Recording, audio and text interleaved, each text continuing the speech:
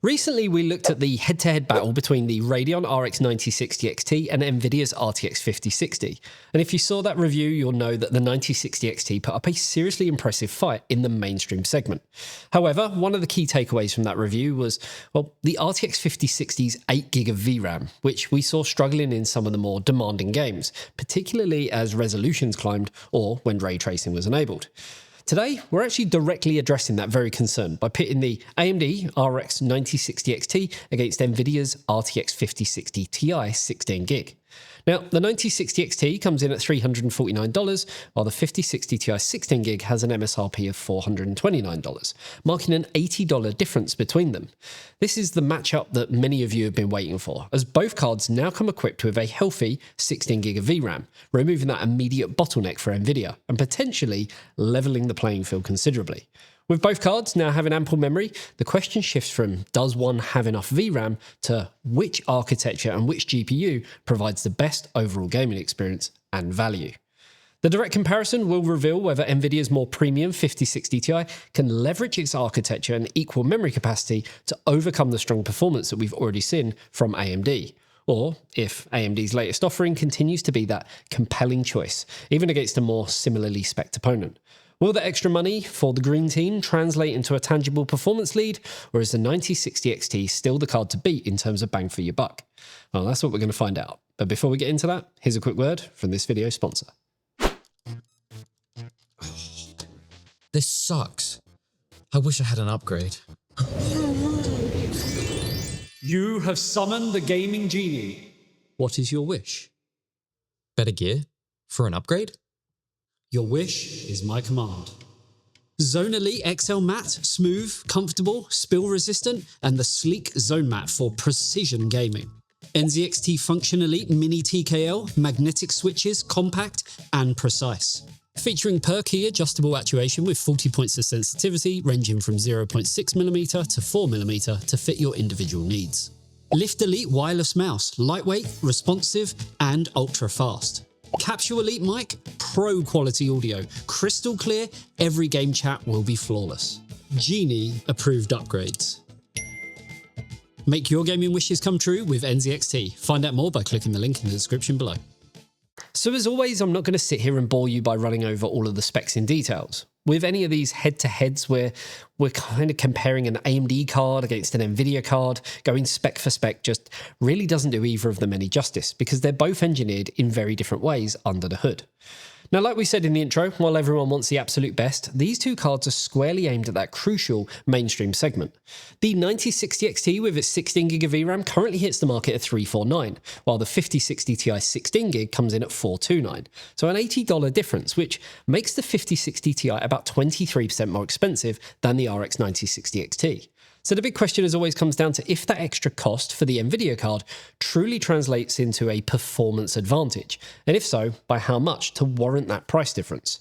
To find out, we've thrown both cards in at 30 different games across 3 different resolutions to get a complete picture of which one performs the best, and we'll be taking a look at around 10 of them here today individually before going into the percentage differences. To put these cards through their paces, we ran them on our dedicated GPU test bench powered by an AMD Ryzen 7 9800X3D sitting on a Gigabyte B650E Aorus Master motherboard paired with 32GB of Corsair Vengeance RGB 6000MHz CL30 dual channel memory. All of our testing was done on Windows 11 with the latest updates applied and with the latest BIOS revision for the motherboard. In terms of the drivers, we used Nvidia's 576.52 driver and AMD's 25.10.09.01 press driver. Even though we tested at all 3 resolutions, our main focus is going to be on 1080 and 1440p, as this is where these cards are aimed at. Though it's always nice to get a full picture, as depending on the game, 4K may be possible at reasonable frame rates. Also, if you want to check out all of the detailed charts for all the games, they'll be available exclusively to our Patreon supporters, where you'll get access to a ton of other cool exclusive benefits as well. And the link for that is, as always, down below. So, with that out of the way, let's get into those glorious benchmarks. Kicking things off with a Plague Tale Requiem, at 1080p both cards are evenly matched, with the RDNA 4 base card just nicking the win by 2% or 2 FPS. Though, as we've seen before, the 1% lows are much stronger from the red team, and this is a similar result as we move up to 1440p, though AMD now take the win by a healthier 4% margin. Though this does just sit on the cusp of margin of error, while 4K then sees the cards trade places by a single FPS in both the averages and the 1% lows. And as the performance is on the lower end of the scale, this translates to 3%, though again, margin of error rears its ugly head. As we switch over to Alan Wake 2, the margins between the cards grow, with AMD still leading, this time at all three resolutions. At 1080p, the 9060 XT comes in 8% faster than the more expensive Nvidia counterpart, while 1440p sees that shrink slightly to 7%, and the same for 4K. Though again, as the frame rates are low, this does only equate to just 2 frames per second, and across all resolutions, Nvidia's 1% lows are now looking much more in line with what we'd expect. Enabling ray tracing puts Nvidia in the driver's seat, as now at 1080p the 9060 XT sits 13% behind the 5060 Ti. Though to play devil's advocate, the 23% higher cost makes that victory feel somewhat hollow, and that continues as we increase the resolution. As at 1440p, AMD now sit 15% slower and 16% behind at 4K. So yes, Nvidia take the win, but at a cost, and that cost is $80 more. So in a way, I'd argue that the red team wins this one again. Moving over to Baldur's Gate 3, and Nvidia take the win again at all three resolutions, with the 9060 XT falling 8% behind at 1080p, 9% at 1440p, and 11% at 4K. Again, on paper this looks good, but when factoring in the price, which is arguably the whole point of this head-to-head, things go from bad to worse for the green team, as it's hard to argue that it has proportionate performance to the extra cost involved. In Black Myth Wukong, Nvidia come out on top at all three resolutions yet again, but much like we saw before, the juice doesn't necessarily look like it's worth the squeeze. As at 1080p, the AMD card comes in 6% slower, while 1440p and 4K come in 9% and 11% behind respectively. Again, when thinking about the all-important value argument, this puts Nvidia on the back foot, unless they do something drastically in terms of price reductions in the very near future. When we look at Counter-Strike 2, Nvidia chalk up better results with the RDNA 4 card falling 5% behind at 1080p, though the 5060 Ti suffers very badly in the 1% lows, which is a bit of a recurring theme that we've seen on the latest Blackwell GPUs. As we move up in resolution, it's a similar story, as while AMD now sit 13% behind, it's hard to ignore the 1% low figures, where, in this case, AMD sit 22% ahead. Then, at 4K, things are looking, I guess, better for the green team, as the 9060 XT comes in 20% slower. But yet again, the 1% lows, especially at this lower level of frame rate, could quite easily be noticed in-game. In Cyberpunk, AMD are back on top at 1080p, pushing out 27% more frames compared to the Nvidia counterpart. And this is one of the worst results for Nvidia, not just in the averages, but the fact that the 9060 XT comes in with better 1% lows than Nvidia did for their averages. At the higher resolution, things do line up more comparable, as we're essentially matched in performance at 1440p, separated by a single FPS in the averages in favour of AMD, and a slightly wider margin of 2 FPS in the lows, while 4K sees performance coming identically in both the averages and the dips. Sticking with Cyberpunk but enabling ray tracing, Nvidia take the lead, which at this point in a ray trace title is, I guess, somewhat expected, but as AMD only fall 8% behind at 1080p, it's still technically a win for the cheaper RDNA 4 base card. The margin does increase to 12% when looking at 1440p, which is better, but still falls short of the mark when factoring in the 23% price disparity.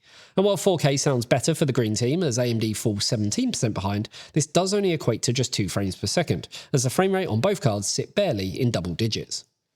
Indiana Jones was a game where the lackluster 8GB of VRAM was a thorn in Nvidia's side for the RTX 5060, but does show some promise on this 16GB 5060 Ti card, with AMD coming in 12% slower at 1080p, 13% behind at 1440p, and 16% behind at 4K.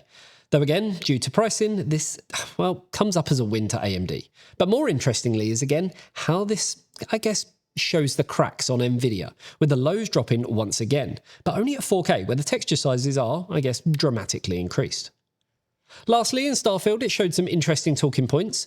Ignoring the small margin where AMD fall 2 to 3% behind Nvidia at all three resolutions, the 5060 Ti again suffers in the 1% lows at the 4K resolution, falling 18% behind. And at that level of performance where it's sitting close to 30 FPS, this is definitely something you'd notice while playing. And due to the averages, I guess, being so close and the AMD card coming in $80 cheaper, it's definitely not been a great run for the 5060 Ti 16GB so far. So with these 10 games under our belt, it's pretty clear to see the trends emerging from this head-to-head. The 5060 Ti 16GB certainly had its moments, showing solid performance in titles like Baldur's Gate 3 and Black Myth Wukong, and taking outright wins in some ray trace scenarios. However, the RX 9060 XT consistently proved to be a strong contender, often matching or even exceeding the 5060 Ti's performance in many games, particularly at 1080p and 1440p, where these cards are truly aimed. What's particularly noticeable here is how the 9060 XT held its ground, especially when factoring in the $80 price difference. While the 5060 Ti 16GB did take some wins in ray tracing based titles, the more expensive price tag makes those victories feel somewhat hollow when the performance gain isn't proportional to the cost. The 1% lows are also a persistent concern for Nvidia here, as we saw the 5060 Ti 16GB often struggling in titles like Counter-Strike 2. And at 4K, Indiana Jones and Starfield, which can significantly impact the overall smoothness and perceived fluidity of your gameplay experience.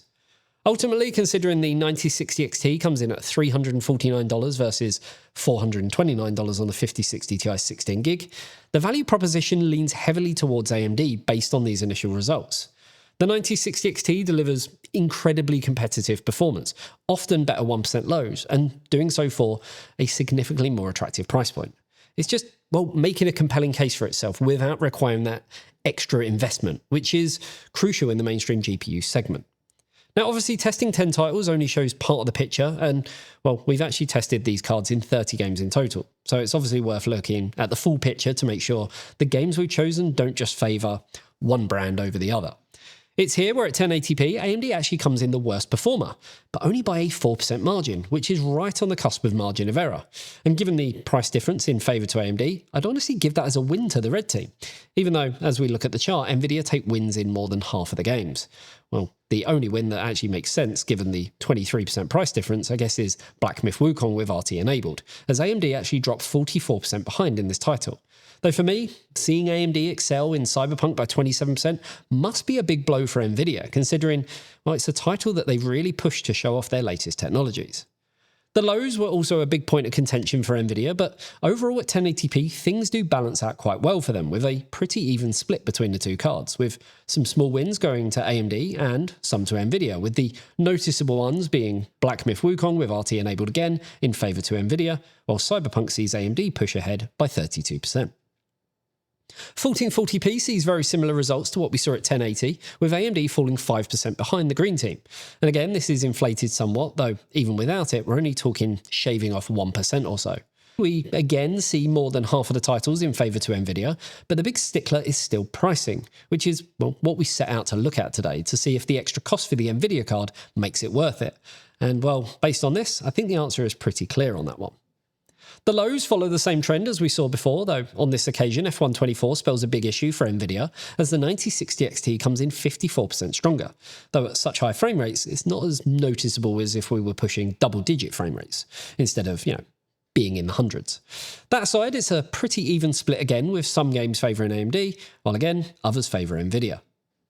Though these cards aren't aimed at 4K, I wanted to include this data as upscaling is, well, pretty even these days between DLSS and FSR, with multi-frame generation, I guess, to one side, which would keep both cards on a level playing field, meaning that 4K isn't completely out of reach. And it's here where, again, Nvidia take the win, but not really. Black Myth Wukong with RT enabled again is the strongest for the green team, while the wins for AMD are much smaller in comparison, and less of them. But luckily for AMD, they don't need to compete on performance by being better, as long as they are close enough and come in better priced, which, as we know, well, they do. Lows at 4K again favour Nvidia, with the 9060 XT coming in 4% slower, and Nvidia taking up wins on the majority of the chart. But it's still not enough to really warrant buying the card over the cheaper 9060 XT, unless you want some Nvidia-specific features, as the performance doesn't line up with the cost involved with actually buying one. Now, one consideration when buying any graphics card is always going to come down to power. And this is something that NVIDIA typically do better in by coming in more efficient. And, well, it's no different here, as across 27 games at 1440p, as not all games record sensor data, NVIDIA uses around 159 watts on average, compared to AMD's 179 watts. Though the caveat here is that, well, we're using the Sapphire Nitro Plus model, which has a higher power limit in general, and a more reference spec 9060 XT would actually come in around the same 160 watt figure. That aside, that does mean that our particular AMD card used 12% more power on average across all games, which doesn't really equate to much if we calculate gaming 4 hours on a Saturday, same on a Sunday, and then I guess being conservative at, say, 2 hours on each weekday. This would actually equal around 18 kilowatt hours more on the AMD card per year, so around $5 or so more in electricity. So neither here nor there given the price difference between the cards. As while the AMD card will cost more to run, you're saving $80 up front. So that gives you 16 years of gaming to actually equal the costs. Now, in terms of temperatures, this is an area where AMD takes the win, as the 9060 XT runs notably cooler than the 5060 Ti. Across the same 27 games, the 9060 XT averaged around 49.3 degrees Celsius, while NVIDIA's 5060 Ti averaged 60.2. This means that the NVIDIA card typically runs about 10.9 degrees warmer than the AMD card, which is actually a significant difference that could impact system thermals and fan noise. Though to be fair, temperatures, even separated by around 11 degrees, can be impacted by the AIB card and the cooler used. And as we used, again, the Nitro Plus model, you could argue that if we used a lesser AMD card, the results could actually be much closer, all for the sake of being transparent. So, after putting both the 9060 XT and the 5060 Ti 16GB through their paces, what's become clear is that AMD are the winner in terms of targeting the mainstream gaming audience. With both cards coming in with a healthy 16GB of VRAM, the VRAM discussion is largely put to rest, and we truly get to see which architecture shines. What we've seen across our extensive 30-game test suite, especially at the crucial 1080 and 1440p resolutions, is that the 9060 XT consistently stands shoulder to shoulder with, or even outperforms the more expensive NVIDIA counterpart. And even if it doesn't, NVIDIA don't have a large enough margin to warrant the extra cost involved. While the 5060 Ti certainly had its moments, particularly securing solid leads in some of the more graphically intensive ray trace titles, the overall picture suggests those victories often come at a premium that might not feel fully justified. AMD's RDNA 4 architecture consistently showed not just strong average frame rates, but also stable 1% lows, which is a critical factor for a smooth gaming experience. This often contrasted with the 5060 Ti, where we sometimes saw sizable dips in the 1% lows, particularly at higher resolutions, could noticeably impact your experience, like we saw in titles like Counter-Strike 2 or Starfield, for example. Now, shifting gears to power consumption, thermals, the 5060 Ti did generally show greater efficiency, drawing an average of 159 watts compared to 179 watts. However, it's clear that AMD is utilising that extra wattage to push performance boundaries, often achieving comparable or superior results in terms of frame rates. Interestingly though, the 9060 XT notably distinguished itself in thermal performance, running significantly cooler. While the difference is, I guess, notable, it's worth saying that both cards operated within safe thermal thresholds, and it's worth reiterating that specific AIB models and cooler designs can influence these figures quite dramatically. Ultimately, when we weigh up the 9060 XT's $349 price against the 5060 Ti's $429 price tag, it drills down into the significant $80 difference. The value proposition then leans heavily towards AMD. You're getting a card that delivers incredibly competitive performance, often superior frame consistency, and excellent thermal management, all for a considerably more accessible price point, which I think is what AMD actually set out to do. For many, that makes the 9060 XT the standout choice in this head-to-head, proving that you can achieve a truly premium gaming experience without the premium cost. And that's going to wrap up this head-to-head. Hopefully you enjoyed the video. If you did, a like and a sub to the channel would be amazing. Also, if you love what we do and want to see the rest of the charts for all the games, then you can by joining the super special Patreon club. You also get access to a ton of other cool goodies, including behind-the-scenes content, bi-weekly game nights, and much, much more. The link for all that good stuff is, as always, down below. Thanks for tuning in, and I'll see you in the next one. See you later, guys. Bye-bye.